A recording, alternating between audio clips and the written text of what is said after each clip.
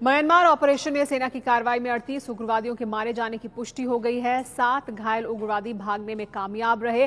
खापलांग गुट का मुखिया इस कार्रवाई में बच निकला है। आपको ये बता दें, जानकारी अब मिल रही है कि एनएससीएन खापलांग गुट का मुखिया इस हमले में बचकर भाग निकला। 7 घायल उग्रवादी बचकर भाग निकले और 38 उग्रवादी मारे गए इस हमले में जो सेना ने किया था म्यांमार की सीमा में जाकर। इस पर और ज्यादा जानकारी के लिए हमारे साथ जुड़ गए एबीपी न्यूज संवाददाता राजन सिंह। राजन, क्या जानकारी मिल रही है? जो एनएससीएन खापलांग गुट का मुखिया है वो भागने में कामयाब रहा है इसके दौरान, यानी जो 7 घायल भागे थे उनमें क्या वो भी शामिल था? बिल्कुल, जो अभी इंटेलिजेंस इनपुट मिला है उसके मुताबिक ये कहा गया कि कुल 38 उग्रवादी मारे गए थे और जो 7 उग्रवादी जो घायल हो गए थे वो भागने में कामयाब रहे। इतना ही नहीं, जो आसपास के इलाकों में जो म्यांमार की सीमा के अंदर कई उग्रवादी कैंप थे, उग्रवादियों ने उसे भी खाली कर दिया है और अब वो म्यांमार और चीन की सीमा की तरफ चले गए जहां पर घने जंगल हैं। और साथ ही ये भी उस रिपोर्ट में कहा गया है कि एनएससीएन खापलांग गुट का मुखिया इस पूरे ऑपरेशन में बच निकला है। तो जो अब तक ये बातें सामने आ रही थी कि वो खापलांग गुट का मुखिया भी मारा गया है, वो उस बात की पुष्टि नहीं हो पाई और वो मुखिया के बच निकलने की बात कही जा रही है। लेकिन इस पूरे ऑपरेशन में 38 उग्रवादियों के मारे जाने की पुष्टि हो गई है।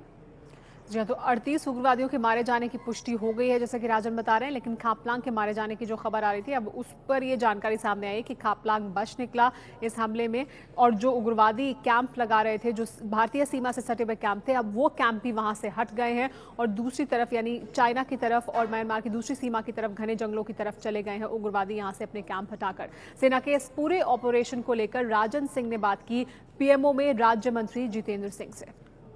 म्यांमार सीमा के आसपास भारतीय सुरक्षा बलों ने कार्रवाई करते हुए बड़ी संख्या में उग्रवादियों को मार गिराया है। बात करते हैं पूर्वोत्तर मामलों के मंत्री जितेंद्र सिंह जी से। डॉक्टर साहब, जिस तरीके की कार्रवाई हुई है अपने आप में अनोखी कार्रवाई है, क्योंकि वर्मा की सीमा में जो भाग चुके थे उग्रवादी जिन्होंने सैनिकों के ऊपर हमला किया था उनको मार गिराया गया है। निश्चय ही, जैसे आपने कहा कि इस प्रकार की निर्णायक कार्रवाई की सराहना सारे देश में हुई है। इससे सेनाओं का मनोबल तो बड़ा ही बढ़ा, आम समाज का भी मनोबल बढ़ा है, परंतु साथ ही साथ उत्तर पूर्व के विकास के साथ संबंधित होने के नाते डोनर मंत्रालय की जिम्मेवारी निभाते हुए मैं ये भी इसमें जोड़ दूं कि इस कार्रवाई से एक बड़ा ही निर्णायक संदेश गया है कि उत्तर पूर्व के विकास की यात्रा जो आदरणीय प्रधानमंत्री श्री नरेंद्र मोदी जी के नेतृत्व में इस सरकार ने प्रारंभ की है, उसको कोई भी तत्व रोक नहीं सकता, उसकी गति को कोई कम नहीं कर सकता।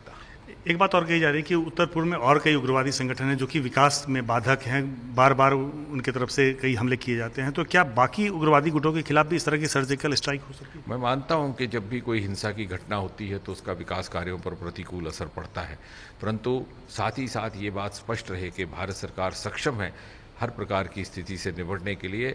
और जैसे मैंने कहा कि उत्तर पूर्व के विकास को बहुत बड़ी ऊंची प्राथमिकता देती है वर्तमान सरकार, और उत्तर पूर्व के विकास को लेकर के जो अनेकों नए निर्णय किए गए हैं, उदाहरण के तौर पर वहाँ कैंप सेक्रेटरीट का लगाना के प्रति मास डोनर मंत्रालय के अधिकारी एक न एक प्रदेश में स्वयं उपस्थित रहेंगे, जिसे हम डोनर एट डोर स्टेप कहते हैं। इसके अतिरिक्त 8 मंत्री प्रति 15 दिन में 8 प्रदेशों में प्रवास करेंगे।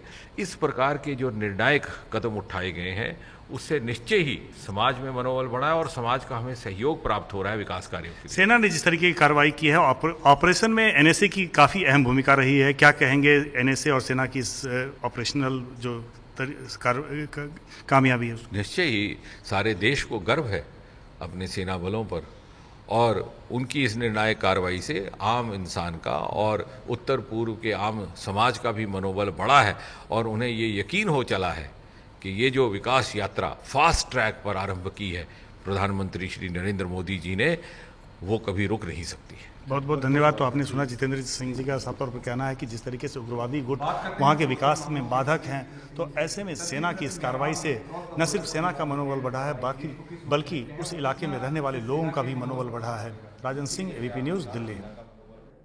लेकिन किस तरह से इस पूरे ऑपरेशन को अंजाम दिया गया ये आपको बताते हैं। सेना के सूत्रों के मुताबिक स्पेशल फोर्सेस की 2 छोटी यूनिट थी जो इस ऑपरेशन में शामिल थी।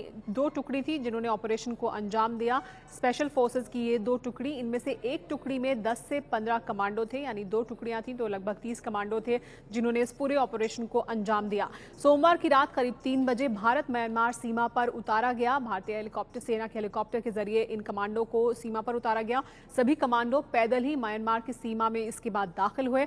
म्यांमार के ओंजिया इलाके में उग्रवादियों के 2 कैंप थे जिनकी पहले से रेकी की गई थी, जिनके बारे में पहले से जाकर जो सेना की और टुकड़ी थी वो जानकारी लेकर आई थी। कैंप तक रेंगते हुए दोनों टुकड़ी अलग अलग रास्ते से पहुंची। जो स्पेशल फोर्सेस के कमांडो थे उनकी टुकड़ियां सुबह करीब 4 बजे तक कमांडो ने अपना ऑपरेशन पूरा कर दिया। 45 मिनट बताया जा रहा है कि लगभग पूरे लगे इस ऑपरेशन को अंजाम देने के लिए। कमांडो ने हैंड ग्रेनेड पहले फेंके और उग्रवादी हैंड ग्रेनेड उनके कैंप पर गिरने के बाद जब बाहर निकले तो फिर जो कमांडो टुकड़ियां थी उन्होंने हमला कर दिया इन उग्रवादियों पर। उग्रवादी जैसे ही बाहर निकले कमांडो ने हमला कर मार गिराया इन उग्रवादियों को और अब जो पुष्टि हो रही है उसके मुताबिक 38 उग्रवादी मारे गए हैं। 45 मिनट में इस पूरे ऑपरेशन को स्पेशल फोर्सेस कमांडो की इन दोनों टुकड़ियों ने पूरा कर दिया। जिस तरीके से कमांडो गए थे उसी तरीके से वो वापस भारतीय सीमा में दाखिल हुए, उसी तरह से वापस वो लौट आए।